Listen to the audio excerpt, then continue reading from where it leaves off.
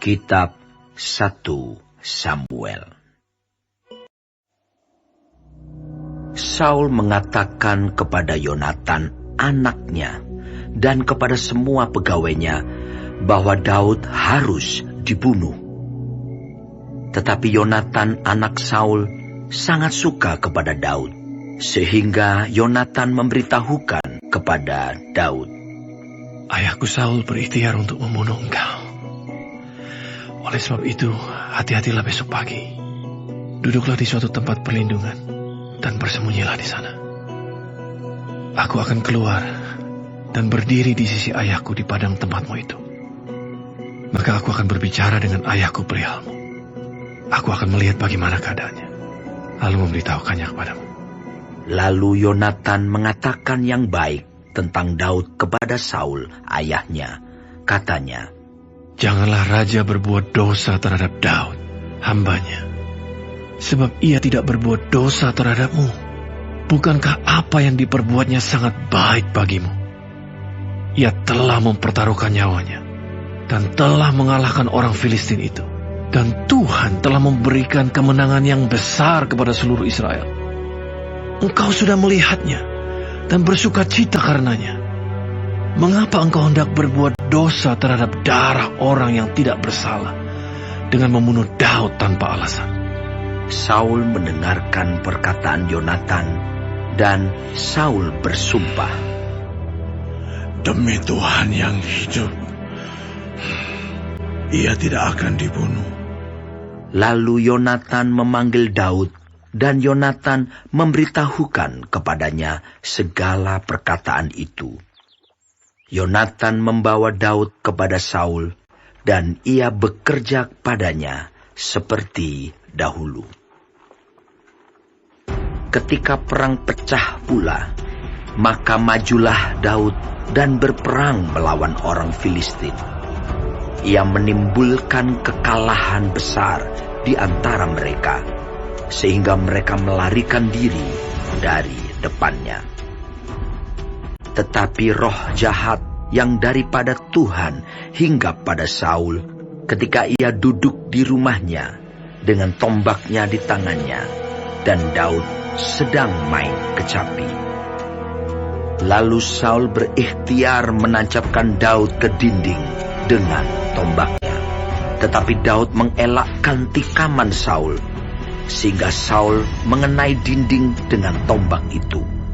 Sesudah itu Daud melarikan diri, dan luputlah ia pada malam itu. Kemudian Saul mengirim orang-orang suruhan ke rumah Daud untuk mengamat-amatinya dan untuk membunuh dia pada waktu pagi. Tetapi Michal, istri Daud, memberitahukan kepadanya demikian, "Jika engkau tidak dapat meluputkan dirimu malam ini, maka besok engkau akan dibunuh." Lalu Michal menurunkan Daud dari jendela. Ia pergi melarikan diri, dan luputlah ia. Sesudah itu Michal mengambil terafim dan menaruhnya di tempat tidur. Ditaruhnya sehelai tenunan bulu kambing di bagian kepala, dan ditutupinya dengan selimut. Lalu Saul mengirim orang-orang suruhan untuk mengambil Daud, tetapi perempuan itu berkata, "Ia sakit."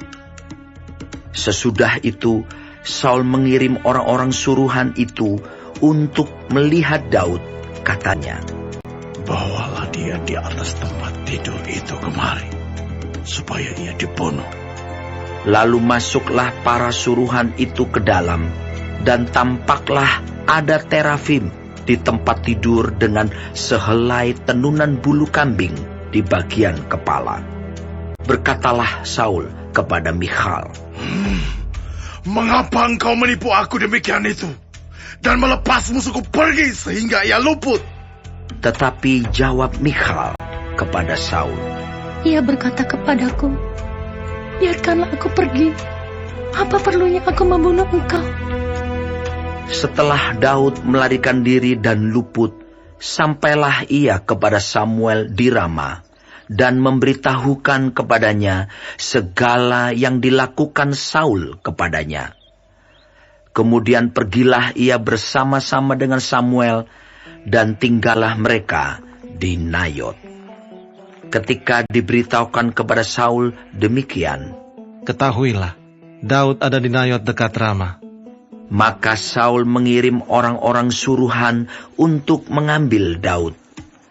Tetapi orang-orang ini melihat sekumpulan nabi kepenuhan dengan dikepalai oleh Samuel. Dan roh Allah hinggap pada orang-orang suruhan Saul, sehingga mereka pun kepenuhan seperti nabi. Lalu hal itu diberitahukan kepada Saul. Ia mengirim orang-orang suruhan yang lain, tetapi orang-orang itu pun juga kepenuhan seperti nabi. Saul mengirim sekali lagi orang-orang suruhan, rombongan yang ketiga, dan orang-orang ini pun juga kepenuhan. Lalu ia sendiri pergi ke Rama. Sesampainya ke dekat perigi besar yang di Sekhu, bertanyalah ia, katanya, "Di mana Samuel dan Daud?" Jawab orang, "Ada di Nayot, dekat Rama." Lalu pergilah ia ke sana, ke Nayot, dekat Rama. Dan pada dia pun hinggaplah roh Allah. Dan selama ia melanjutkan perjalanannya, ia kepenuhan seperti nabi, hingga ia sampai ke Nayot dekat Rama. Ia pun menanggalkan pakaiannya, dan ia pun juga kepenuhan di depan Samuel. Ia rebah terhantar dengan telanjang sehari-harian dan semalam-malaman itu. Itulah sebabnya orang berkata, "Apakah juga Saul termasuk golongan nabi?"